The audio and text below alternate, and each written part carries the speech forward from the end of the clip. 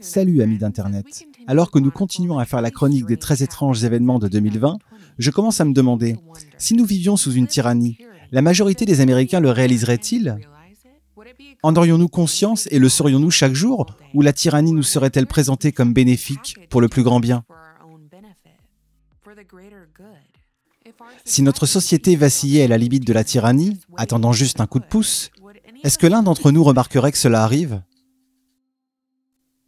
La définition de la tyrannie est un pouvoir oppresseur, spécialement exercé par le gouvernement. Le tyran est une personne qui exerce son pouvoir ou son contrôle de manière cruelle, déraisonnable ou arbitraire. Au lycée, la plupart d'entre nous ont lu 1984 de George Orwell, un roman dystopique qui décrit les dangers d'un État tyrannique et totalitaire exerçant sa force sur les gens, et les trois slogans du parti au pouvoir sont « La guerre, c'est la paix »,« La liberté, c'est l'esclavage », l'ignorance, c'est la force. Mais Orwell décrit la société sous des règles oppressives dans lesquelles tout ce que l'État fait semble normal pour les gens. La première phrase du livre étant « C'était une journée d'avril froide et claire, les horloges sonnaient 13 heures ». Orwell travaillait pour une société de radiodiffusion britannique, autrement connue sous le nom de BBC, pendant la Seconde Guerre mondiale, et il détestait ça. Il détestait la BBC, la décrivant à mi-chemin entre une école de filles et un asile de lunatiques. C'est à travers cette expérience qu'Orwell crée un nouveau lexique politique tout au long de l'écriture de son roman 1984. Nous avertissant sur la novlangue, nous montrant que les mots peuvent être utilisés et abusés afin d'obtenir le pouvoir et que les crimes de pensée sont des pensées qui vont à l'encontre du parti et qui sont bien sûr considérées comme illégales. Il avait une connaissance de première main des rouages de l'un des plus grands organes de propagande. Et même si son travail a été publié en 1949, il nous prévenait déjà des écrans ou des appareils de surveillance qui reçoivent et transmettent simultanément, qui peuvent tout voir et entendre chaque murmure. Ça vous semble familier? Siri? Ça vous dit quelque chose? Alexa? Il est populaire de dire que le roman d'Orwell n'était pas un travail de fiction, mais un travail de prophétie politique. Mais est-ce ce qui se passe maintenant? Ce que nous avons vu cette année et les années précédentes, l'accomplissement de la prophétie d'Orwell, un monde où tout le monde applaudirait leur propre emprisonnement? Les États-Unis ont presque été en guerre toute ma vie. Propagande, surveillance et guerre perpétuelle sont la norme. Marcher dans la foule et questionner les gens sur l'Afghanistan. Et la plupart ne sauront pas que les troupes américaines y sont encore, dans le cimetière des empires. Nous avons essayé de partir cette année, mais la représentante Liz Cheney, fille du vice-président Dick Cheney, a décidé d'aller contre le retrait des troupes. Merveilleux! Pensez-vous que c'est parce que Liz Cheney et sa famille ont investi dans la guerre perpétuelle? Avec leurs intimes connexions à Halliburton, où Dick Cheney a servi en tant que PDG de 1995 à 2000, Halliburton est un entrepreneur gouvernemental et une société de services pétroliers qui a démarré grâce à l'aide de la Bain & Company, présidée par l'ancien candidat à la présidence et sénateur Mitt Romney. Depuis le début des années 2000, Halliburton a été récompensé de milliards de dollars seulement en contrat avec l'Afghanistan. Mais les médias nous disent que les troupes américaines sont en Afghanistan pour libérer les gens, tuer les terroristes et promouvoir la liberté, et non remplir les poches des entrepreneurs gouvernementaux et de corporations. Mais le problème est qu'il y a tellement de distractions que la plupart des gens ne réalisent pas la trajectoire de cette tromperie permanente, de guerre perpétuelle et de propagande. Et vous pourriez spéculer que c'est dû à bien des facteurs. La mise en œuvre réussie de la subversion idéologique, les cycles de nouvelles 24 heures sur 24, l'équilibre entre travail et vie privée, voire même son absence, et la montée de l'hédonisme, qui récompense la consommation sans fin des gens à travers les plaisirs sensoriels. Ce temps libre est donc passé à poursuivre le plaisir à travers le physique et le matériel, se droguant de réseaux sociaux, l'alcool, les médicaments, la nourriture, le porno, comme moyen de plaisir momentané et d'évasion. C'est pourquoi je me demande si la majorité le saurait s'ils vivaient sous une tyrannie. Quand les médias font simplement des mensonges, la vérité, et de la vérité des mensonges, est-ce que la majorité des gens remarqueraient la destruction de nos libertés personnelles avec la propagande les frappant au visage? Avec les médias travaillant en tandem avec les algorithmes des réseaux sociaux pour monter les gens les uns contre les autres, nous divisant en blancs et noirs, en démocrates et républicains, en chrétiens, musulmans, juifs et athées, en pro-vaccins et anti-vax, en pro-masque et anti-masque, entre ceux qui se conformeront et ceux qui ne se conformeront pas. Il semble vraiment que, quel que soit le but, cette pandémie a rapidement accéléré le plan à grande vitesse. La pandémie a mené plus d'un tiers de la population mondiale à être placée en confinement pour ralentir la propagation du virus. Le résultat est un pic de chômage, un crash du marché boursier en février, la fermeture des écoles, une augmentation des dettes des consommateurs et des gouvernements, et sans oublier les émeutes et les troubles civils.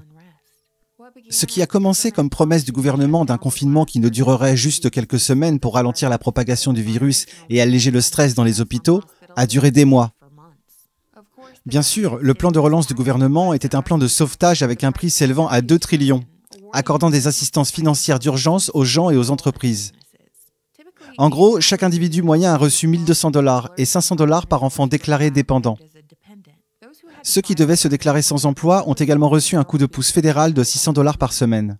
Ce qu'ils ne vous ont pas dit, c'est que le plan de relance a accordé 135 milliards de dollars en avantages fiscaux aux millionnaires avec de gros sauvetages financiers. Les gens les plus riches du monde ont vu leur valeur nette augmenter de plus de 50% depuis le début de la pandémie.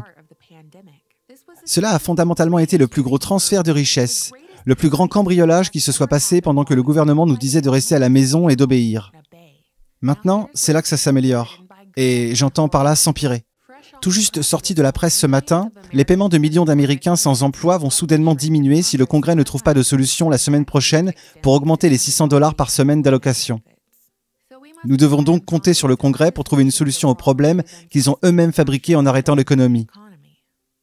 Aujourd'hui, nous sommes le vendredi 17 juillet. Les allocations chômage et littéralement la semaine prochaine et les 2 semaines, pour aplatir la courbe, sont passées il y a des mois. Le virus ne fait qu'empirer avec les chiffres propagés dans la peur. Les masques ont été rendus obligatoires dans beaucoup d'États avec des revendeurs comme Walmart, Kohl's, Publix, Kroger, les rendant obligatoires dans leurs magasins. Personnellement, ce que je vois de mon côté, ce sont de longues files d'attente autour des centres de tests mobiles. Plus d'agitation envers ceux qui ne portent pas de masque en public. En général, une attitude de conformité ou se voir refuser un service. Et vous feriez mieux de ne pas faire d'histoire, sinon quelqu'un vous enregistrera et vous mettra sur Internet pour que vous et votre famille soient identifiés publiquement, en flagrant délit de colère envoyé à votre employeur avec l'espoir qu'il vous virera pour votre insolence. Comme l'année scolaire commence à la fin de l'été et que la plupart des écoles pratiquent l'enseignement à distance comme leur méthode d'enseignement favorite pendant le confinement, et vu que la peur du virus persiste, que sont supposés faire les parents avec leurs enfants à la maison toute la journée ? Avec un enfant plus âgé, ce n'est peut-être pas un gros problème, mais pour les parents d'enfants en bas âge, comment les parents vont-ils s'en sortir quand les deux doivent travailler pour payer les factures ? Clairement, vous ne pouvez pas juste laisser un petit de primaire à la maison toute la journée. Quelqu'un va devoir quitter son travail. Vous savez que je défends beaucoup l'école à la maison et les mamans qui restent à la maison avec leur bébé, mais cela devrait être leur liberté de choisir pour eux-mêmes et leur famille. Je vois qu'il grave dans le marbre l'élimination de la classe moyenne. L'augmentation du nombre de chômeurs développera une plus grande dépendance à l'égard du gouvernement pour payer les besoins financiers. Et pour recevoir ces allocations, que devrez-vous faire ? Vous devez vous soumettre. Vous devez faire ce qu'on vous dit. Aujourd'hui, c'est porter un masque quand vous allez au magasin. Demain, ce sera répondre à l'appel d'un agent de renseignement à propos d'un barbecue auquel vous êtes allé il y a 2 semaines. La semaine prochaine, c'est un vaccin obligatoire pour vos enfants s'ils veulent retourner à l'école. Une partie des exigences en matière d'emploi ou la possibilité de voyager en avion. Je veux dire, s'il vous plaît, dites-moi si je deviens sensationnel ou alarmiste. Je pense juste être réaliste. Les choses ne s'améliorent pas. Nous donnons de plein gré notre liberté en les remettant simplement sans jamais prendre en considération qui bénéficie de cette soumission. Contrairement au siècle précédent, nous manquons d'action. Nous l'avons remplacé par la réaction, l'indignation. Mais ce n'est pas la même chose que d'agir. Taper vigoureusement des messages chargés d'émotions sur les réseaux sociaux derrière un écran de verre n'est pas pareil que d'agir.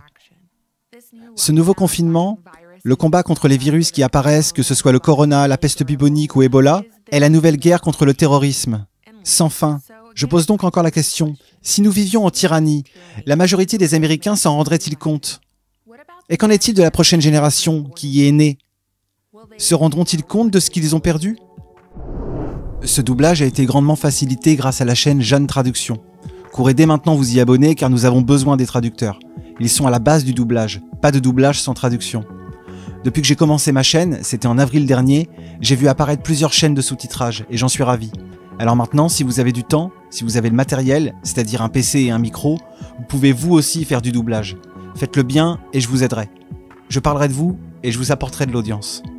Fils de pangolin, c'est bien, mais moi, je veux voir 17 chaînes comme la mienne. Le meilleur avec les chaînes de sous-titrage, c'est que vous n'avez même pas besoin de parler ou de comprendre parfaitement l'anglais pour faire du doublage. Prenez simplement une de leurs traductions et transformez-la en une vidéo virale accessible à tous. Pensez toujours à créditer le traducteur. Rejoignez-nous dès maintenant dans cette guerre de l'information. À très bientôt.